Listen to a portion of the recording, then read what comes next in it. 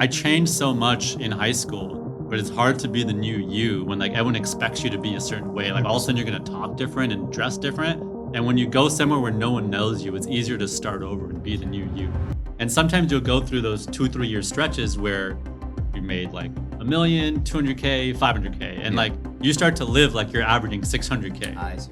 And Yeah. and you get used to that lifestyle for 3 years. They were being very intimidating to the point that like we were getting scared that they were gonna plant something on us and take the money. Yeah.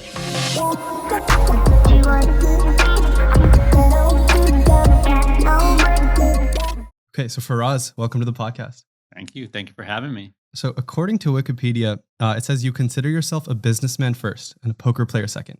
That's funny. That's a line I used to use when I was younger, when I was probably much more of a poker player than a businessman. But I kind of like wanted to be a businessman more. Like, You think that eh, sounded cooler? no, it was just that I've always been very passionate about entrepreneurship, probably ever since high school, and poker kind of came out of nowhere. And I also became passionate about poker. And then at some point, I was like, I had this hunger to also be an entrepreneur that I wasn't Mm. fulfilling. But now I actually am. I'm doing more business than I'm poker now. Yeah. And so, what initially about like entrepreneurship made you kind of intrigued by it? Yeah. So well, it's funny. Like, I I try to wonder like where I kind of got my first exposure to business, and I remembered in elementary school, my dad used to bring home these like really strong magnets that are used for like Yeah, the office to, Mm. and like you could literally put one on this side of your hand and another and it'll stick. Like yeah, that's how yeah. strong they are. I used to bring those to school and like sell them for like $5. Always selling something in school when you're in elementary and school. then I suck candy. Yeah. and then Nice. and then in high school, I used to go to like TJ Maxx and Ross and like buy like Fubu and like this stuff and Yeah. Echo and then go like sell it at school at a markup. Wow. Because like people didn't know you could get that stuff there. And then, these like Figaro chains were like really popular too. And being Pakistani background, like I know like to try to always negotiate on everything. So I found out that if you buy a couple, you could get like 60% off like on some of these things. So I would go buy these things and sell them at school. So I guess that was kind of my first exposure to like business. And where really got like the real experience was at Piedmont Hills in high school. I was in a magnet program where your junior and senior, or it was your senior year, you got to participate in the student run business. It was called Insane Inc.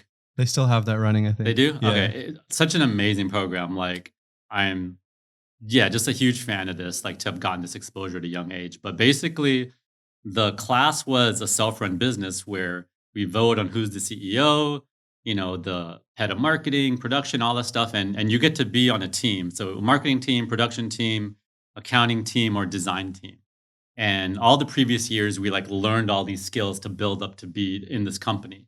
And basically, yeah, you set up a team of 6 or 7 and you have to go and find customers and design their t-shirts. And, the obvious customers would be like the school's basketball team and stuff like that, or like parents' companies and whatnot. So yeah, you'd literally like create and sell their product, sell product to them. So I became the head of marketing in that and just got to like, explore all these like marketing ideas that like it would work or wouldn't work. And I don't know, I just became really passionate about business from that experience. So I went to college, University of Illinois, joined a business fraternity, was like gung ho, like I'm going to be an entrepreneur. And then just like poker just like blindsided me out of nowhere. Interesting. Yeah. And while you were in college, before poker or like around that, did you have any businesses that you were trying to start?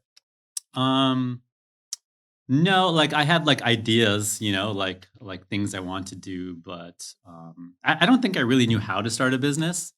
Um, right, like back then, you think there all the common like uh, flaws like people starting out have like overvaluing ideas Yeah. and patents and moving way too slow and like 100%. it was probably like about 6, 7 years ago, like when I did my first like real startup really learned that it's more about just like doing stuff and like moving fast Mm. and um, yeah. So yeah, I like after I had success in poker, like it became like like a passive investor, like doing some seed investments. But there were probably like really bad investments. Just like, you don't know what to look for Right. until you've gone It's and like like done it yourself. Every idea looks like a good idea in the beginning. Yeah, and just like I started having like friends who were like really successful, in the startup game and kind of seeing like, oh, like this is what a real founder looks like and how important that is. So And yeah. so when you were in university, from research, it looks like you were studying economics and entrepreneurship. How Yeah, economics and business. Yeah. economics and business. Yeah. So how does that like knowledge and education help you with understanding startups and business in the real world? Um, Not too much to be honest. I mean, well, our business classes were pretty good at U of I. They had a pretty good business school. So I'd say like I remember in accounting class, just like, learning about sunk costs. Like I think it just like builds these like good fundamentals of how to think about things. But yeah, I mean, you really get your real experience just from like working on a project with someone. I like here's a common thing that a lot of people in poker go through. Like they're successful at poker and then they want to get into business and they're used to being like the important successful person. So they want to like be the founder that has a lot of equity. And I always advise people now, like, just go work with someone who knows what they're doing, like, take a crappy role, whatever, and just like learn from them. And then if you're a quick learner, like, you're going to, grow in that company really fast. And so what defines like how do you know if someone's like a good person to work with? I mean, when you're newer, I guess. Yeah, I mean, I guess you don't know at first, right? Like, I guess for me, it was I had friends that had built like successful companies, like $100 million exits. So just from like that result, I'm like assuming that they know what they're doing and talking to them like seems logical and stuff. So getting referrals from them, like my company that I built the poker site.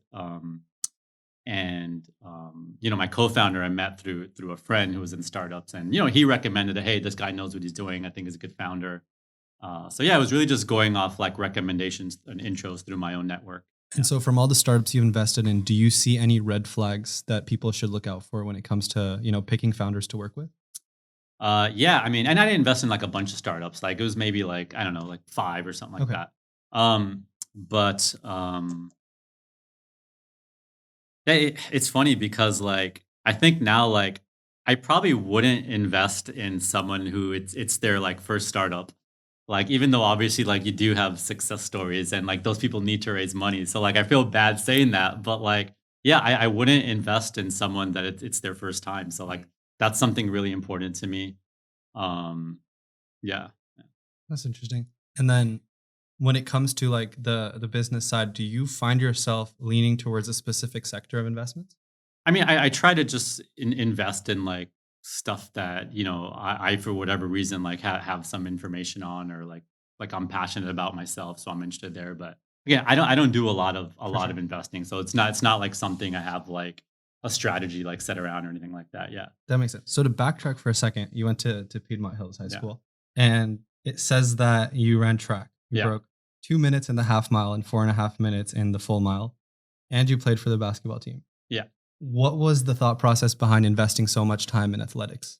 Yeah, so for me in high school, like I feel like I was kind of a lost soul in a way, in a sense that like I come from this like really conservative, like religious background, and I really wasn't too religious. And then in school, like I have a lot of friends who are like, getting involved in the wrong things and stuff like that. And I'm kind of like caught between these two crowds that I'm trying to be, but I'm not. That's not really who I am. And sports was definitely like an escape for me.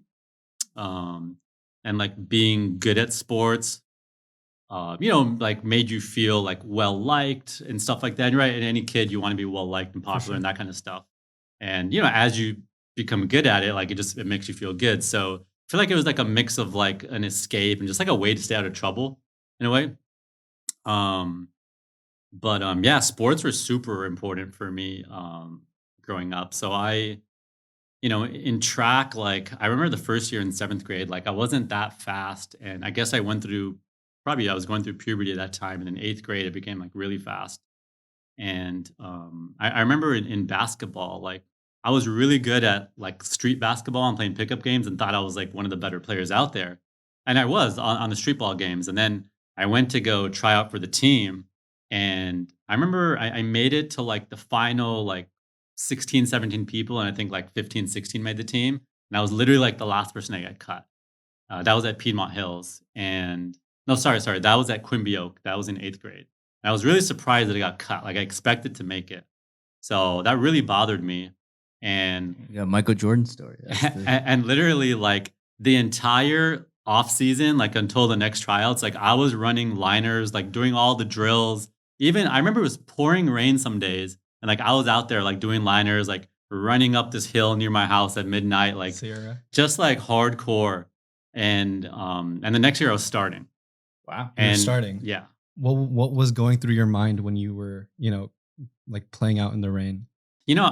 Back then, like I don't think it was so well thought out. You know what I mean? Like you're just a kid, right? So I just wanted it, and yeah, I just wanted it. Like period. I Yeah, think that helps you just even in poker, like the lessons you took away from 100%. Yeah, I mean, it just kind of showed me that like if you work hard, you could develop and get these things. So yeah, I think I was definitely like a bit of a angry, lost kid, and like sports was kind of like a healthy way to kind of like channel that. And I had a really influential basketball coach at Piedmont Hills, Coach O. He was just like the coach from Coach Carter, Yeah. where like super strict, hardcore, but very fair. Like if you did what he said, like he'd treat you fairly. Mm. And if you didn't, like you run laps until you throw up. Yeah. And he'd always say, and no one doesn't throw up. Ask Jeremy. You So- seen that one? No, I haven't. Samuel Really, Jackson really plays good the movie. coach. Oh. And that also like, I remember that was like sophomore year at Piedmont Hills. We were not a very physically gifted team. Like I was 6 feet tall, and we had another 1 to 2 people 6 feet tall, and we were the tallest people on the team. Whereas like most teams had like someone who was like 6'3" or 6'4" So you something. could have used Omar. Omar should have been on that team. So we weren't as physically gifted, and we kind of all knew that. Like we didn't have anyone on the team that could dunk or anything. But then we end up being like the best team in our division. And we realized it's because of how hard our coach taught us to work, that if we could out hustle these other teams, like, so yeah, I definitely just learned like, yeah, you could out hustle people. Yeah. So two things from that. I think the first one, did anyone end up going to the league from your team? From high school, no. Did you play on a team in college? No, I didn't play in Gotcha, college. gotcha. Yeah. And so the second question is, so you talked about sports as the escape, kind of while you're trying to figure out yourself between like two different crowds. In college, what was your way of figuring that out? Well, so I almost ran track in college. That I was heavily considering because I was probably more into basketball, but I was definitely better at track. Mhm. Like I ran like a 1:59 half mile, 4:29 mile. We had someone at Illinois that was running like something crazy fast for the half mile, so I knew I wasn't going to be like anywhere near That's the a top really runner. good school, right? For track. Like, Yeah, competitive, yeah. And I just kind of like I was passionate about business and sports, and just kind of realized that, I probably wasn't gonna, I definitely wasn't gonna go anywhere in basketball, and in track I probably could have, but there's just not that many career options there. So I just kind of realized that okay, I should go towards business. So Illinois had AK Psi business fraternity, which my brother went to that in USC. Mhm. So he was like, you got to do that, if you're into business. So that was part of the reason why I picked that school. And that was my focus going into college. I think your question was about how to decide like who I was and like who to Like hang out with. navigating that, because that's something a lot of people go through. Yeah. So, I kind of had this like, because I grew up around, like I said, there was this kind of the religious crowd and this kind of like, ghetto wannabe thug crowd like in high school. So like I almost was like, had like a prejudice going into college. They're like, all right, I'm not going to hang out around these people that are into hip hop and that crowd because like I just had, those were who all my friends were in high school. And then I started having some bad experiences and I was like, you know what? If I hang out with these types of people, like I'm going to get those experiences back. Mhm. And obviously that's not to say like everybody who listens to hip hop or dresses a certain way is a certain way, but I needed to temporarily kind of remove myself from that crowd. So I found myself, when I went into college, like hanging out with a bunch of nerds, like just weird, different people. Like I was hanging at like, I was an out of state student. So I had like my own, what do you call, orientation or whatever. So I met a bunch of people that were like from New York, from Puerto Rico, from India, and just like, kind of like the weirdo foreign kids or whatever. Yeah, that's who I kind of connected with. And now I'm like listening to like rock and roll and going to barn dance and like country dances and like just like, stuff where I'd go back to my friends in California and they'd be like, what? Like, what? Going from like a kid like sagging his pants, talking with an accent to like doing this stuff, right? Yeah. And what it was is like I changed so much in high school, but it's hard to be the new you when like everyone expects you to be a certain way. Like all of a sudden you're gonna talk different and dress different. And when you go somewhere where no one knows you, it's easier to start over and be the new you. 100%. And that's why like I'm always whenever anyone's like on the fence, like should they go move out of state, like I'm always like leave your home. That is one of the best things you can do for yourself. Like you grow so much. And like I had that big culture shock just from going from California to Illinois. Like I wouldn't think that's a big culture shock. It was a huge culture shock. So apart from the people, what's different about Illinois? Music, right? Like the country stuff, like, for dances, we would go to, like I said, barn dance where you dress up as a cowboy and like have a party in a barn. Because you were in Champaign, you weren't even in Chicago, right? So Yeah. it's even more of a Yeah. culture shock. I would Yeah. say. I never visited the school when I went. I just kind of, Just kind of picked it. yeah, because I was kind of going more as an escape. I actually said no to going to the school at first and was gonna like stay here. And then like last minute, I changed my mind and like there wasn't really time to go visit and that kind of thing. So Mm. yeah, because I was very back and forth on going. And even once I went, like, so we show up at Chicago Airport O'Hare, and my dad's with me, and we're driving like 3 hours to Champaign, and it's all cornfields. And then there's these like water tanks, and I've like never seen like I'm like, where the hell am I? I'm like expecting once we get there, it's gonna be like a city. And then my dad's like, we're here. And I'm just like, I like seeing like people play cornhole, and I'm like, we're like, I think I made like the biggest mistake in my life. But I'm not gonna say anything to my dad. Like we just like made this commitment. Okay, I'll see you in 4 years. And I'm just like, oh my God, like, are there even going to be like girls here? They're all going to be like nuns or like, what's like, where am I? Yeah. And obviously it was like the most awesome experience like ever. Like, it just like, I hadn't been like to a small town. Like it's a college town, like all run by students. And it's like a big party city. And like, it's an amazing experience. But from the outside, it looked, very different, like than what I view as like cool or normal or fun. You know what I mean? And so you mentioned that, going to college, it's like this experience, like it's a culture shock. Yeah. And you learn a lot about yourself Well, from going to college, like outside of California, for Right. me at least, yeah. And so you learn a lot about yourself when you're in these different positions because you get to be whoever you want to be and you're not kind of restricted to what people who grew up around you think you are. Yes, yeah. So in your Instagram bio, you have that you have this line that you've lived out of a suitcase for 16 years. Yeah. How much can you, or how many times can you like rediscover yourself throughout that? Yeah, I felt like after about a decade in, I started feeling like the experiences were starting to like not be that unique. Like I remember going to like the full moon party in Thailand, which is like a thing a lot of people talk about. And I went there and I was like, well, this is just kind of like that festival I went to like in this other country. And it was just like, yeah, it's a different vibe, but it's kind of like the same thing. Yeah.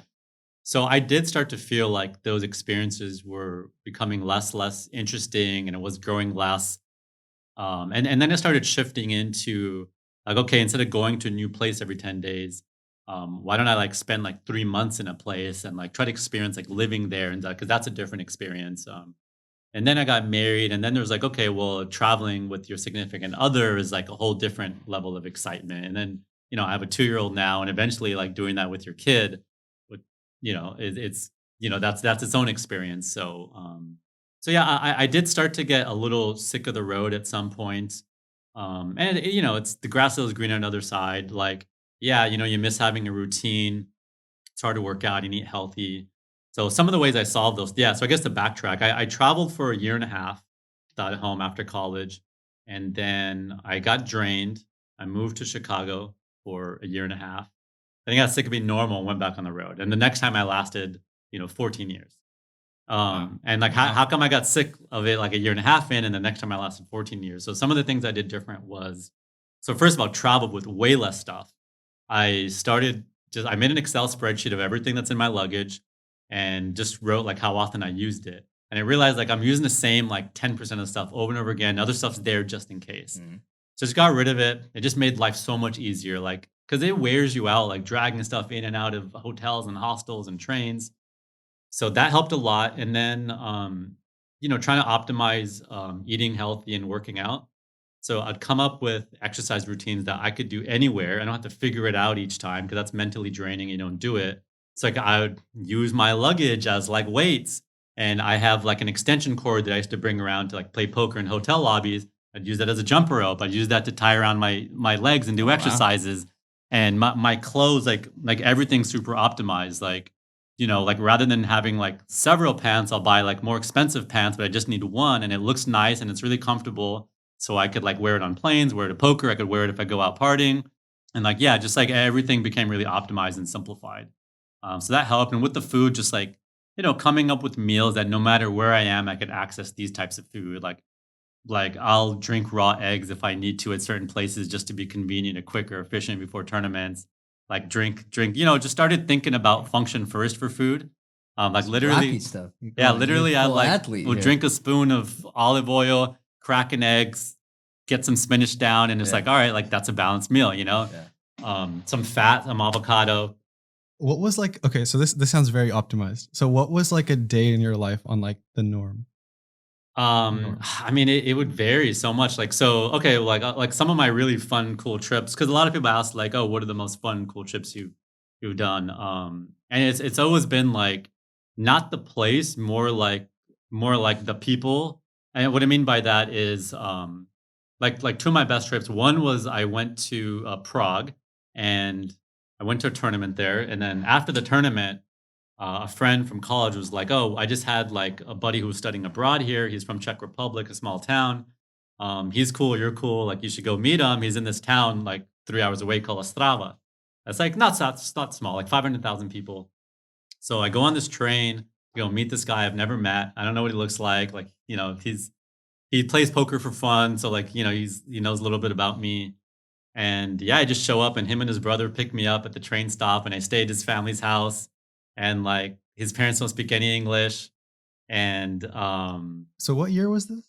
this was maybe like, I don't know, 10, 12 years ago or So So this something. you is stayed before. overnight. You were there for like a few. Yeah, I stayed there Yeah. for like, I don't know, like 3, 4 days or Yeah. something. And yeah, it was all like his parents were like super hospitable and like they're really worried, like, oh, are we doing enough for you? Like they're not used to having like this American Yeah. person like traveling to a small town. And then we like went out and they had this street called Storoni Street, where it's like the small, whiny street where there's 100 different places you could drink, dance, or eat. And there's webcams on the street so you could see if it's popping or not before you decide to go out. Ah, And like that was like so cool. That's Like, pretty just like crazy. these little like things. the startup idea. It's webcams. And busy but yeah, streets. I wonder like could that be bad too though? Because like, like clubs do like fake lines to make it look like it's popping. Like you don't get the critical mass started too. So I don't know. I don't know if it's a good or bad thing, Mm. but I don't know. It's convenient for you as a user. Yeah, and then so now this was, it was very optimized. You were drinking raw eggs and stuff while you were traveling. And then what happens when Not you're not always, but Right. sometimes I like okay, like if I was somewhere. So like in poker, you're kind of upswinging and downswinging, and you really gotta like staying in the game is like half the battle as a tournament player, which I'm sure it's similar in startups, right? So when you're downswinging, like a lot of people get comfortable living this lavish life. Like everyone sees you living this lavish life, and now all of a sudden, like you're gonna like move down to lower stakes, stay at the crappier hotel, not go to the expensive restaurants, and it's like it's embarrassing to a lot of people, right? Mm. And you gotta like humble yourself and be willing to do those things. So sometimes I was eating like that to save money. Like, because like you go to the Bahamas, you're staying in Atlantis, it's like $300 a night. Like food is like, it's like $50 for a burger and like everything's super expensive. So I would sometimes like brag about like, oh, like everyone's saying they spent like a few $1,000s on food this trip. Like I spent like, $500, and for me that was like a win. Yeah. That's really interesting because in startups it's the same, right? Like some people will work at in big tech making their $200,000 a year at TC, 300K, and then they raise money and they realize suddenly they have to live off $60,000 a year, and they're like, I Yeah. can't do this. Yeah. Did you ever have problems adjusting with like lowering your lifestyle in the beginning? I would say like definitely not from like a caring what other people think type mindset. But yeah, sometimes you get in habits. But I would say I was generally better at that. I don't know. I guess the bar is pretty low because poker players can be like very, very spewy with their money. Yeah, I mean, obviously it's good to have fun and stuff, and I'm all about like you should go splurge on things that like are really like fun and exciting, but like you should like pick some things and not like everything. Like if you could afford it, like sure, but Are you saying spending based on like how you're doing in the tournament? Is that What's not how you're doing a tournament, but let's say you're having a good few years, right? Hmm. Well, like, let me give you an example. Let's say a poker player is making $200,000 a year on average, right? What does that actually look like in tournaments, which is very variant? It might look like lose 50K, lose 100K, win 800K, make 20K. Like, it's very highly Yeah. volatile. And sometimes you'll go through those 2, 3 year stretches where you made like a million, 200K, 500K. And Yeah. like, you start to live like you're averaging 600K. I see. What And you get used to that lifestyle for 3 years, not recognize when you've been in the game long enough, you understand the variance. Yeah. And so when you were traveling with your wife now, how did she adapt to kind of your lifestyle? So for her, it's super easy because she was a vagabonder herself. Like she was not doing every 10 days a new place, but she went and lived in Bali for a couple of years, London. She's from Sao Paulo originally. So she was all about like, she was basically working remote doing marketing and stuff like that. So that was just like a no brainer, like. And then, so people talk about like having to have space in like the early years of your relationship sometimes, like working different roles, not always Yeah. crowding. So for you, it's like you guys are traveling. Oh yeah, There's not much space there. All my relationships were always just like, yeah, like I'm going to this country and there, like for the next few months, like if we want to like hang out, like come with, or like I would go to where they live or whatever, But yeah. I mean, so naturally, I was always like drawn to people that have like a flexible lifestyle, and yeah. And so you mentioned now you have a kid who's 2 years old. Yeah. How has that been adapting? Do you still travel a lot?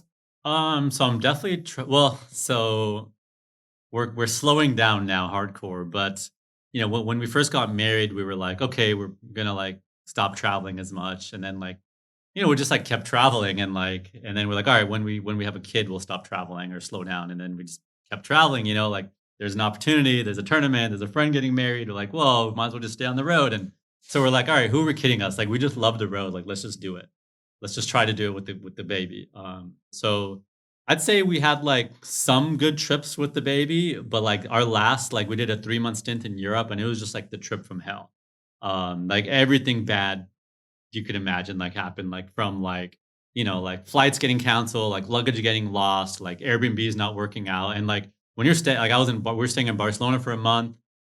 You have a baby. I need like a home office. So like there's not a lot of Airbnbs to choose from in like the heart of summer in Barcelona. So when that doesn't work out, you need to find a last minute place. Like it's really tough.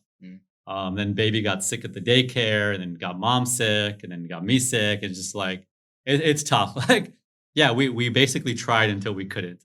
And yeah, now we just moved to Colorado just literally like a few months ago. And so I know Abhishek had mentioned that he met you at Denver before. Why did you choose Colorado after I traveling love everywhere? I love Colorado. Just like I love the outdoors, love nature. So, I like the beach and like the mountains, a little bit more. We both don't mind the cold at all. We kind of like the cold as long as it's not like super cold. Colorado's not too bad, one of the sunniest states. The people there are amazing. Just like they're so nice. Like, and I don't know, like as I get older, like I realize like that's super important to me. And yeah, it feels like a great place to raise kids. Food is really good there, great food scene. So yeah, I just love it there. Yeah. If you had to live somewhere that wasn't like the United States, where would you live? So we've definitely talked about living in Brazil, maybe like in Sao Paulo. I like it there. I really like Medellin. I don't think I would live there long term, but maybe temporarily. We both like Argentina. We love Paris. I would live there temporarily. I don't think I'd live there long term. I think my wife would live there long term. I really like Zurich. Melbourne is awesome. The only problem in Melbourne is it's so far from everywhere, so it's hard to travel. I mean, we do want traveling to be a big part of our life, but at least temporarily. Like now I'm building a poker training site, like trying to scale a coaching business, and I just realized like being on the road, there's too many distractions. Like it's hard to get in that routine. So I'm just trying to like go into a cave, be laser focused on that for a few years, like build that out, automate a lot of stuff, and then hopefully have like a lot more free time. And then maybe in the future we can travel. I mean, my goal is just to be able to take my kids like a different place, different country every summer, and like, show them those experiences. Yeah. And you're building a team for that, for the new company. Yeah, so that's definitely like, more of a lifestyle business than, like a high growth business. Yeah. Yeah, basically something where, I can build it out, then slowly build a team to kind of run most of the company, and then just kind of focus on the things that only I can do. I'm really excited about, like creating content and teaching students. So yeah, I'm about a year and a half into that. And yeah, I'm really trying to ramp up on learning how to delegate tasks.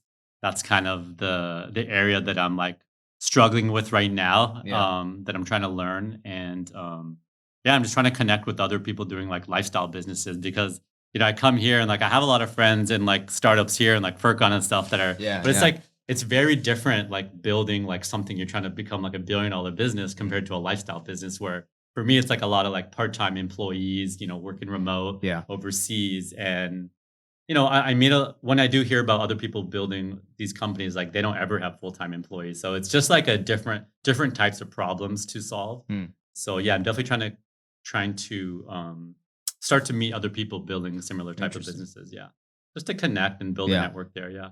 What is like the decision making framework for you when you're now starting, this like a business? It's a lifestyle business Yeah. versus some of the things you've done or like earlier in your life. Yeah. So, when I was, because I did, I guess I really only took like one shot at like a high growth startup, building a poker site where, we had a lot of traction there, and that definitely could have been like $1 billion business. And yeah, I think it was like really fun to pursue that and like have a shot at that. And I also just like 10x my business knowledge doing that. Like I feel like everybody should go do a startup.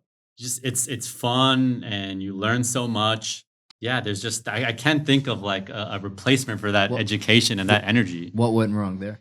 I'd say pretty much like some early on architectural mistakes on the software side. Mm. So I'd say like user acquisition was going really well, and there was definitely like I had an instinct that there was issues there Mm.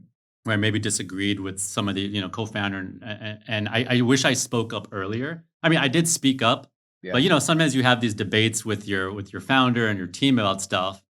And for me, it was like my first startup, Yeah. whereas like they've done several and they're just more knowledgeable about it. And it's kind of hard to kind of have full conviction to like convince the team to like switch directions when Mm. it's your first time. I respect that though, right? And now there's you have the rule of not investing in yourself. I Uh, respect it. I think one thing that's interesting about working with people that are at a maybe like a later level in life than you, especially Yeah. with startups, is sometimes you might be very like you might have a lot of conviction Yeah. in a decision, Yeah. and it's a lot harder to push that across when even in your mind you're like, these people know a lot more than me. Yeah. Yeah. But my instinct was still that like, oh, it's like we should be changing like this, core thing that I think is a problem or whatever.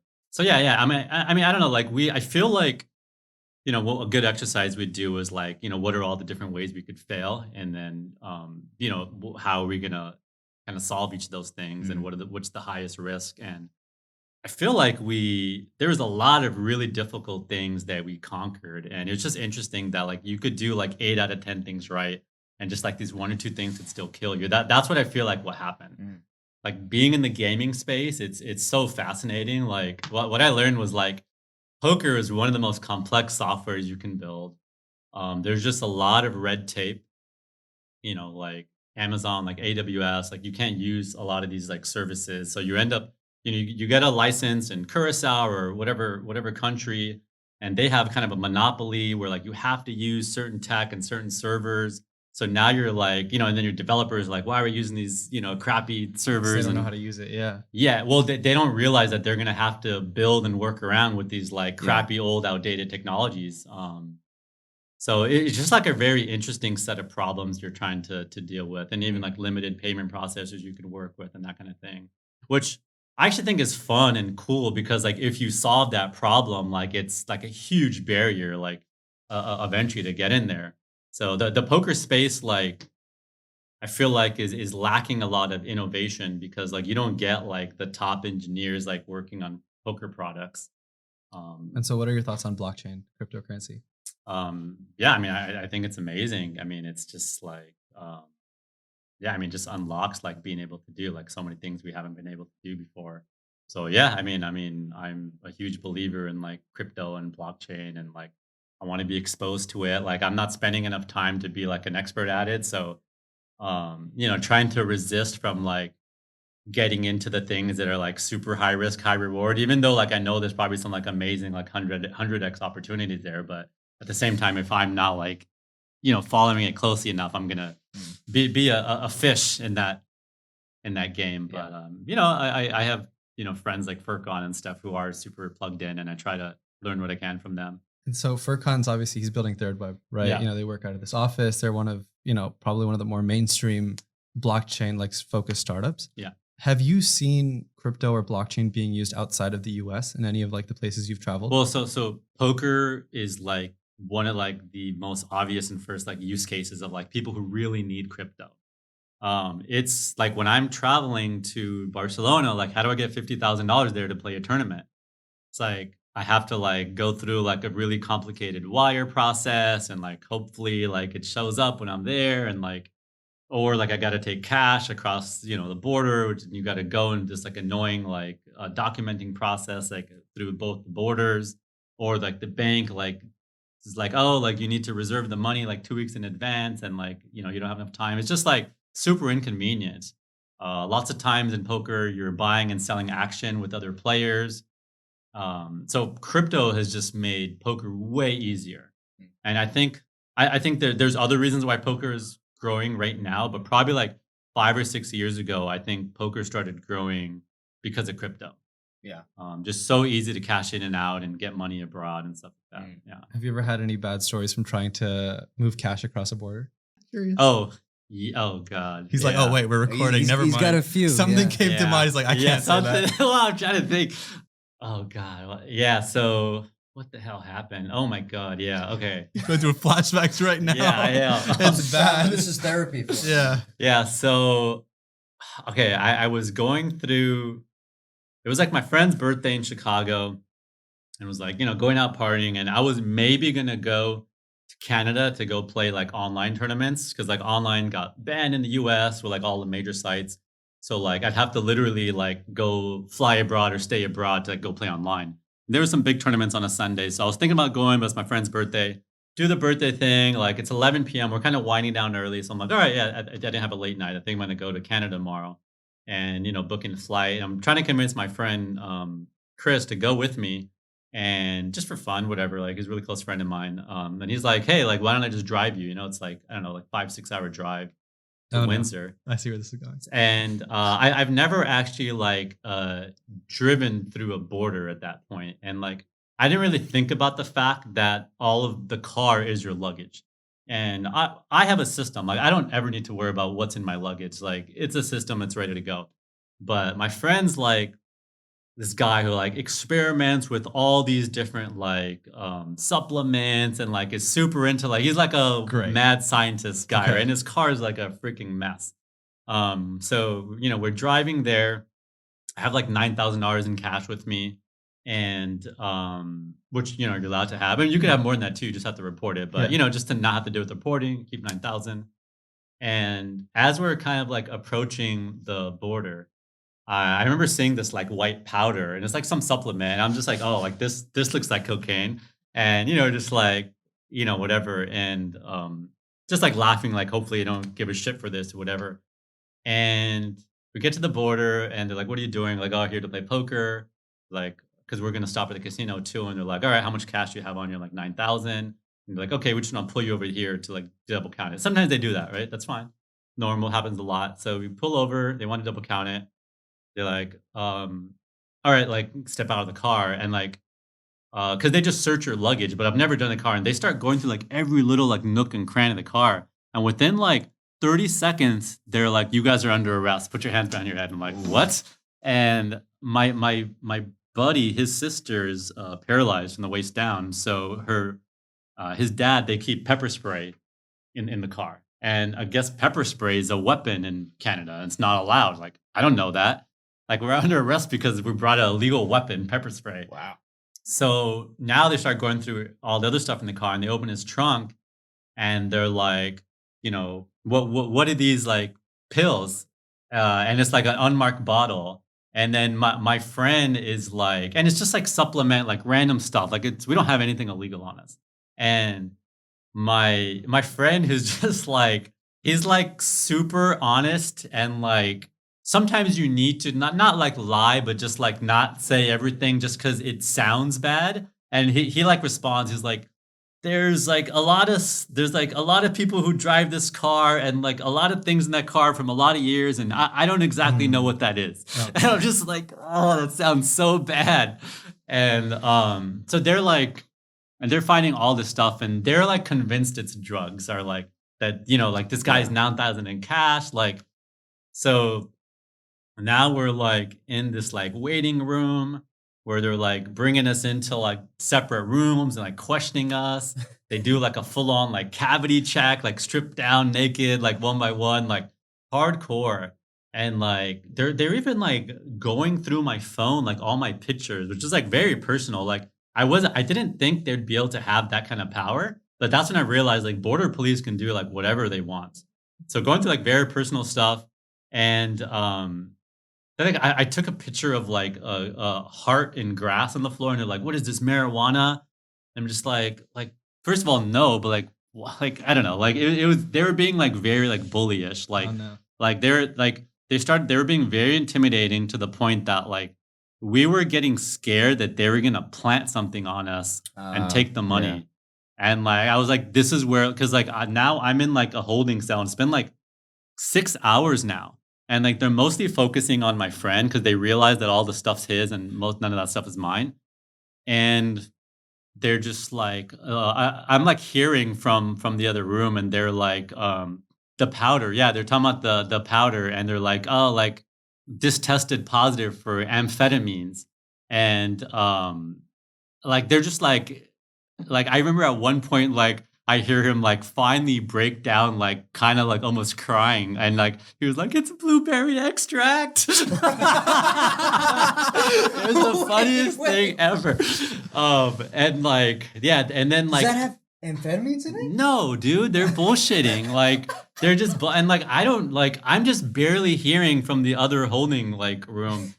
And like I just came back from this like epic meditation retreat like a month ago where I meditated for 10 days in a row. I became like the most heightened, aware, controlled like person I've ever been in my life.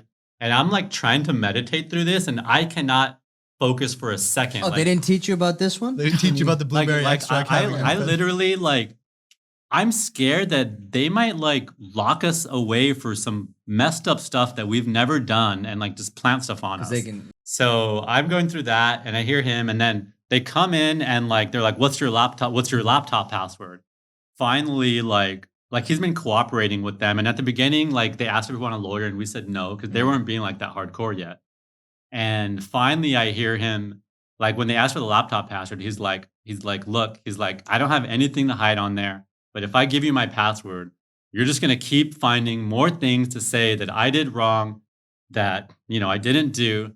And I don't know what's up with your test, but either your test is messed up or you're lying, because it's impossible for that to test positive for amphetamines, Yeah. because it like breaks down this like hardcore science of like how the molecules work and how it's impossible for that to happen. Oh, so he's like a real scientist, this guy. He's not a scientist. He just like has so much interest in the stuff and learns about it. Like he's a really smart dude. Okay. And so then like, and then he says, "And I want my lawyer." And then like, he just finally like gives up like giving into their shit and like puts his foot down. And within like 5 minutes, like their boss comes and he's like, "All right, I heard everything. Like you guys like get out of here." And then like he like ends up giving him like a slap on the wrist, but it still sucks is like he got something for like an unmarked substance. Yeah. Like on his like border thing, which is lame because he didn't do anything wrong. Yeah. And that was it. That And was it. They just let you go. yeah, and we were there for like 8 hours. And Wow. like, yeah. You've traveled with unmarked substances before. Yeah, I have. Pre-workout. He was telling me. Well, the problem with that is when if you shake it a little bit and open the cap, it starts smoking. So he had unmarked. He had unmarked Yeah. pre-workout in a bottle, white powder. Yeah. Yeah. They open it. I remember Questioning when a I little bit was of test, they let me go, but when not I was as traveling intense. when I was traveling with that same friend across Europe, I remember in other countries when he'd have something weird, they would just be like, they didn't speak English, they were just like he's like, "Oh, you want me to drink it?" It's like, "Okay." And if he drinks it, they were willing to let it go. You mentioned that you had done this like meditation retreat. Yeah. So Furkan had also told us about it. It was a 10-day like silent retreating. Yeah. So basically, yeah, I went to Thailand, and yeah, we didn't talk for 10 days. And basically, we would wake up at 6 in the morning, and you have an hour to yourself. In that hour, you could do whatever you want. And then at 7 a.m., we do yoga for an hour. And then every hour, a bell rings. You do like sitting meditation, like standing meditation, walking meditation, and basically something different like every hour. And essentially you're meditating for like 14 hours a day. And really what you're learning is that you don't really pay attention to like 90% of the thoughts that are going on through your mind.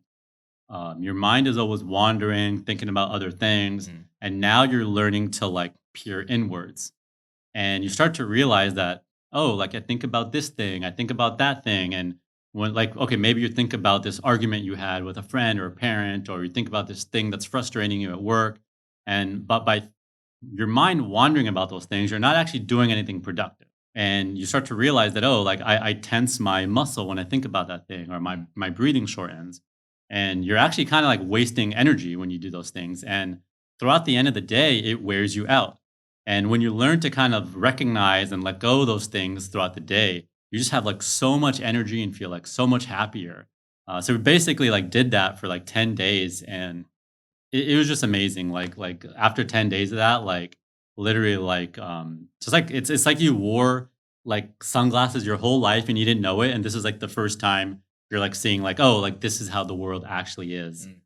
Just like teach it, like, we really learned to like think about the world in I guess a different way, in the sense that like an example would be like, let's say you were on a train and you saw someone hitting their kid or something, and it like kind of pisses you off, like that's super out of line, kind of bothers you. And now that you're bothered, you're like your breathing is shortened, and like you tense up. Yeah. Whereas like another way to approach it is like, okay, I can't do anything about this situation right now, so there's one problem and I'm creating a second problem, which is my reaction to it. And starting to think about everything in life that way. Like if you can do something, focus and do something, but if you can't, there's no benefit to adding this secondary problem. And often that leads to another problem, and so on. So just like accepting that, that there's bad things in life that happen, and that's okay. Like just observe it and acknowledge it, and don't necessarily like go into a mental like whirlwind because of it. So one thing that was interesting with me is I think growing up, I went on a lot of like week-long camping trips. Yeah. And so those were very, I don't want to say transformative, but like you learn something about yourself, especially like 14, 15, 16, you're going on these trips, going with a bunch of friends or whatever. And then a month or two after that, life kind of resets to normal. Yeah. Did that happen with you? Okay, that's a great question. So yeah, because but yeah, yes and no. So I always think of meditation as like going to the gym, where like if you stick to it, you're on it, but if you like get off it, you kind of get out of shape, right? So it's kind of the same way, where like I'm in this extremely heightened aware state after, because it's like taking your mind to the gym and you're just exercising it. But also there's all these like awareness techniques and ways to think about the world where that doesn't go away, because that's just like a new perspective that you have forever. But yeah, being in like an aware state and a meditative and not being reactive, that will disappear if you don't keep practicing it. Interesting. So one thing that's interesting is I know someone who got into a car accident a couple of months ago. And so while he was in that accident, there were a lot of things that changed in his life from a perspective. And so his habits changed. After he recovered, his habits remained, the ones that he made. And so, I think it's like that's when the change starts to stick, right? When things change from a habits perspective. Yeah. Did anything like that happen with you?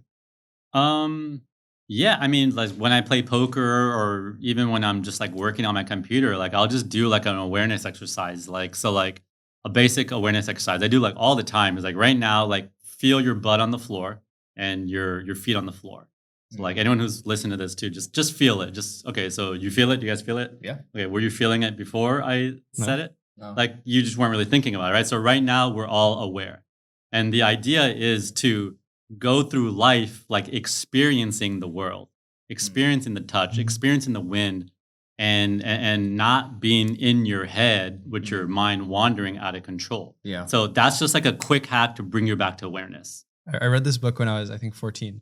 I remember there was a concept of like everything kind of exists, but how you react to it is, the difference. So you can see a car that crosses the street and that's a red car. Okay, the thought kind of appears, but nothing really changes. Yeah. The same way you can see a blue car, the thought appears, nothing really happens. Now, let's say you had like a teacher that like traumatized you. If they had a blue car, you see that blue car, now it's an issue. Yeah. But to 80% of the rest of the world, that's not an issue. Yeah. And it's almost like that's the same thing for your emotions. It's like you have a stream of consciousness and you see emotions come in. You give a 5-year-old $10, it makes his whole world. Yeah. You give a millionaire $10, he might get offended, right? Mm-hmm. And so you start to see these things kind of come in your life that are good, that are bad. Yeah. And you're almost like neutralized to how you react to it. When you remember that, how you react to it is very kind of subjective. Yeah. And then let's use like startups for an example. Like sometimes, maybe you have a day where like something breaks or someone screwed something up, or you just have like some fire you need to put out.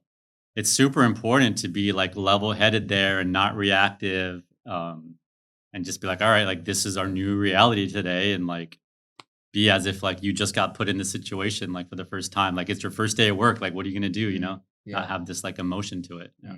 Would you go back on another silent retreat, or did you get everything you needed? No, I would 100% go. Like I wish I'd been going more often. Like it's something like ideally I'd like to do it like every few years. Like just can you like read books and consume media? So no, and when I went, I knew nothing about meditation. So anyone can just go. I just that's how I am. I just throw myself into things hardcore. I thought I was gonna read and write and have all this time to self-reflect. Well, you do have time to self-reflect, but what they tell you is like talking, writing, that's all outward energy.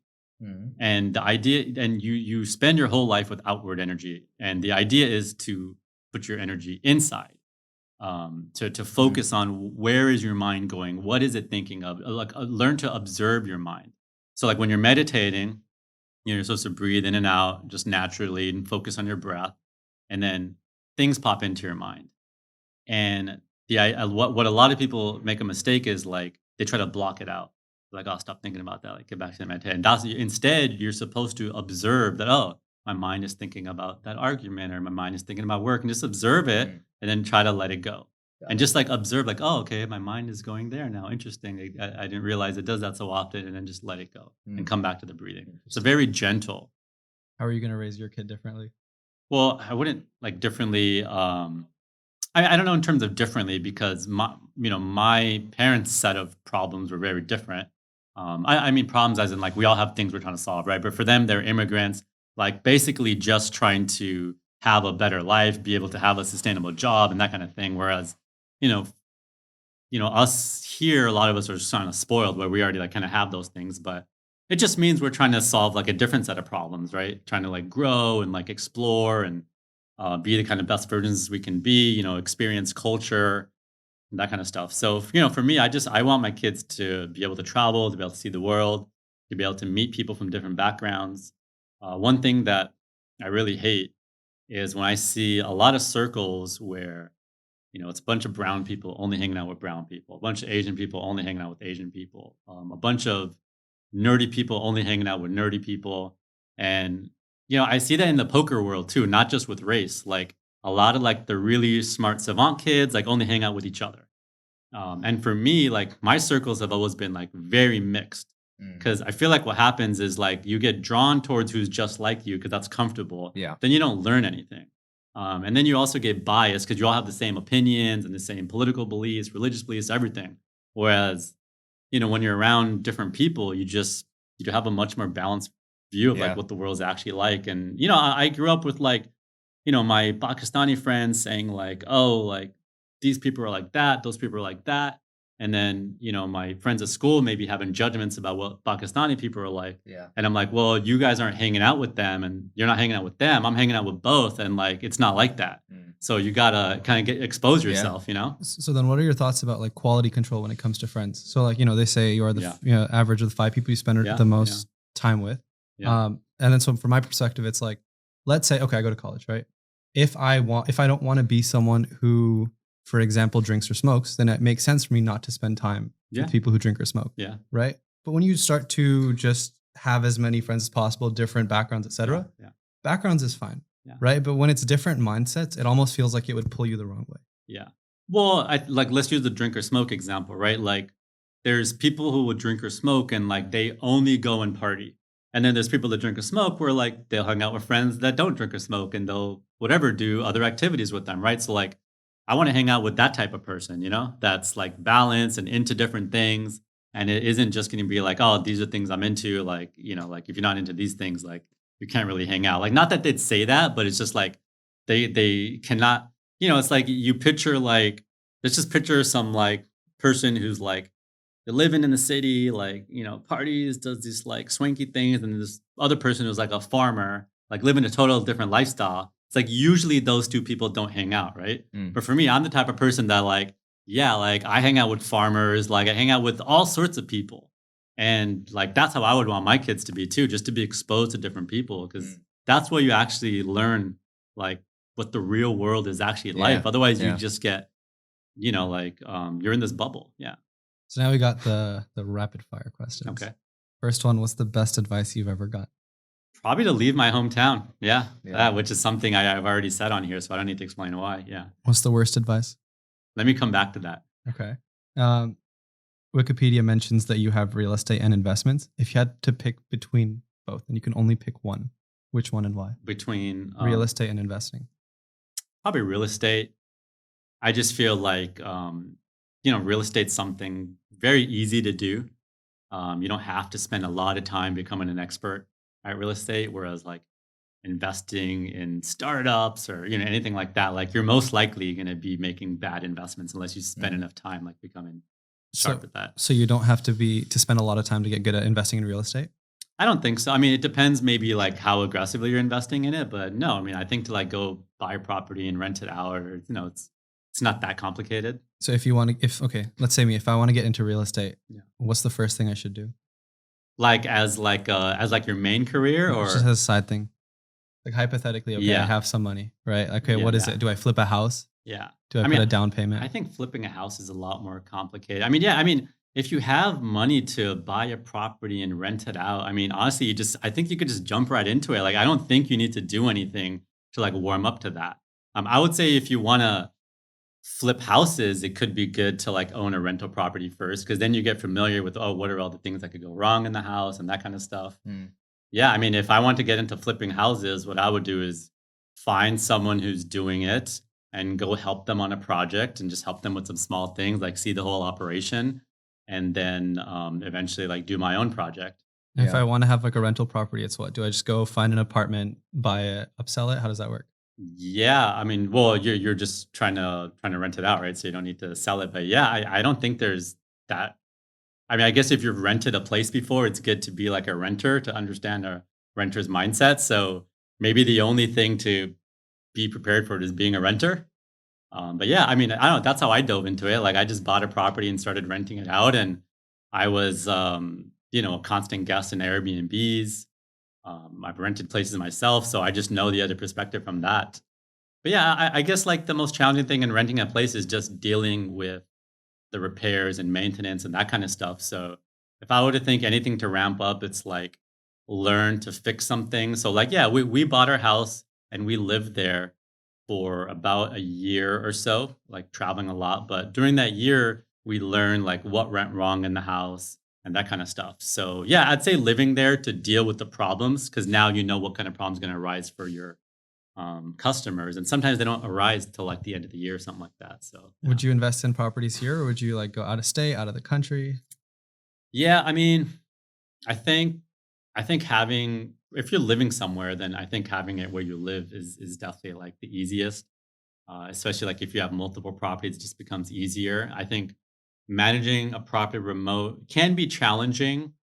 We manage our property remote, and I think to do that, it really just takes like having the right people. Like if you have like the right connect in Colombia that can manage the property, they're high trust, then like that's a huge in. So like if I want to invest abroad, I would think, all right, what are the countries where I have like a really solid connect that I can rely on, maybe even a backup person, and maybe I would invest there just because of that one person, Makes sense. Yeah. So when you do that, we know who to come to.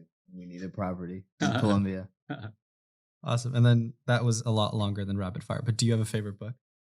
I'm not a big reader, to be honest. I've struggled reading. Like I just like can't get through stuff. I want to start reading more. A book I'm trying to read right now is what's it called? High Growth Outputs by the founder of Intel. I think I'm mixing up the name. Do you know what book I'm talking about? I know what High you're talking about. output. The title is skipping my mind. Yeah. We'll So find I a know picture. what you're We'll talking find a I'm picture. yeah. I'm we'll actually find it up. I'm trying to get myself to start reading. Because obviously I know like reading's amazing, it's really good for you. But even like poker, like I was very rare and like I never read a poker book. I just learned from people who read the books and then I'd talk to them and pick it up really quickly. Did you like watch videos? How did you? I was very like self-taught early on, just from talking to people and talking hands with people.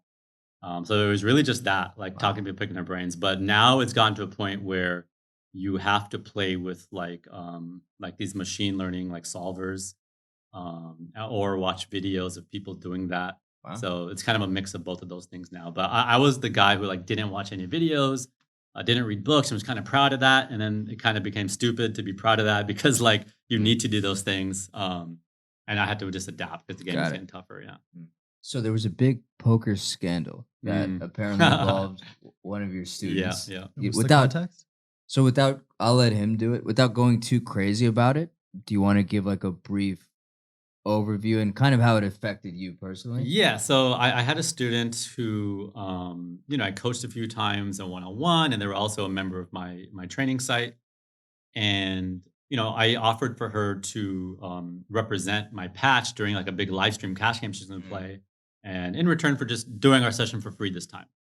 And so she's rocking my patch on her water bottle, and she plays a hand that became like extremely controversial because she was playing against like the most famous cash game player on that stream, and she basically like she basically misread her hand and made like this crazy call with the jack high where he had something like I can't remember like 8 high or 9 high flush draw, where she ended up winning with like an absurd hand that like you would never like ever be in. So at Yeah. first it looks absurd. And then once she kind of explains that she misread the hand, Mm. it kind of makes more Makes more sense. And sense, it's yeah. well, it's still a crazy call is a thing, but at least you can start to justify it. Mm. And then so he like the other guy like immediately starts to like accuse her of cheating or like it's just like very like Yeah. what the hell just happened, and he's never done that before. Like that's not like his personality. It's like people take that very serious that he feels that way. Mm.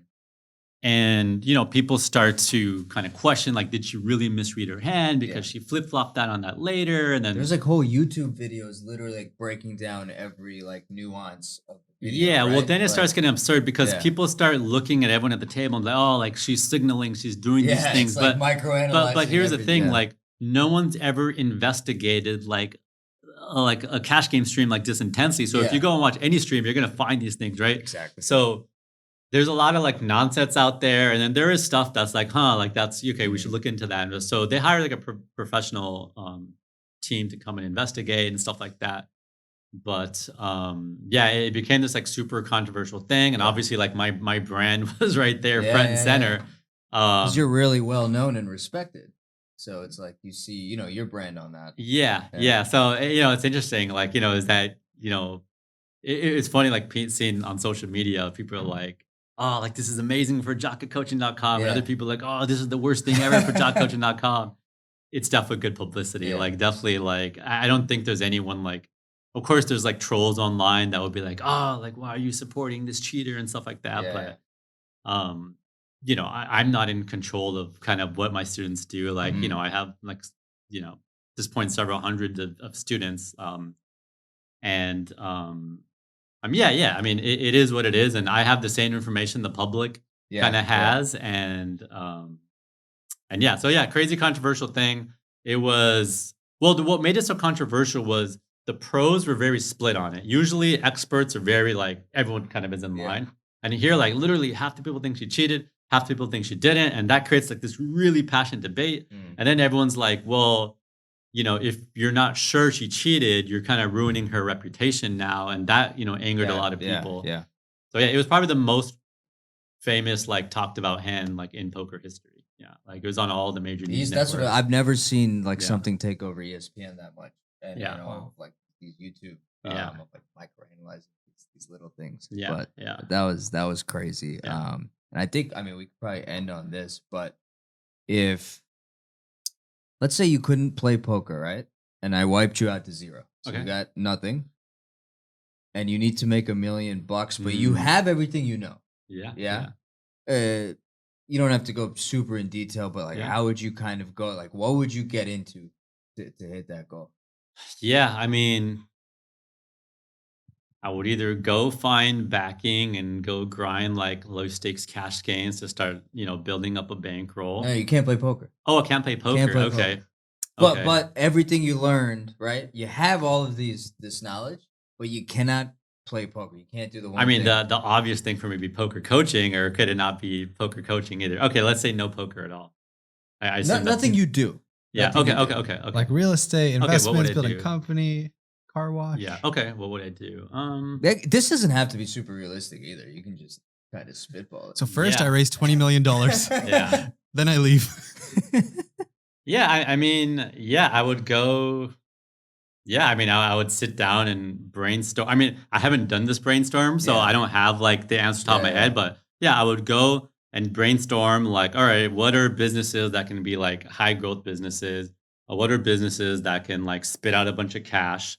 And then I would just, figure out like, okay, can I do these things myself, or do I need to, partner with someone to do these things? Then I would try to figure out, okay, which of these things can I like within a few months, like go like prove out that I have some traction on these things, go prove out some traction, and then go to my friends that can help fund this thing and just be like, hey, like, like here's what I'm doing, like come back me. Yeah. And then on a even like scaled down version of that, if you have to come up with $10,000 by next week, no poker, no like raising money for a startup, and no Yeah. loans. Yeah. I guess I would just start flipping something, right? So I don't know. I think an easy thing would be find something on Craigslist that I can go buy, that I could sell at a markup. Like, I don't know. Sometimes you just see like there's these gaps in like what you can like buy and sell stuff Yeah. for.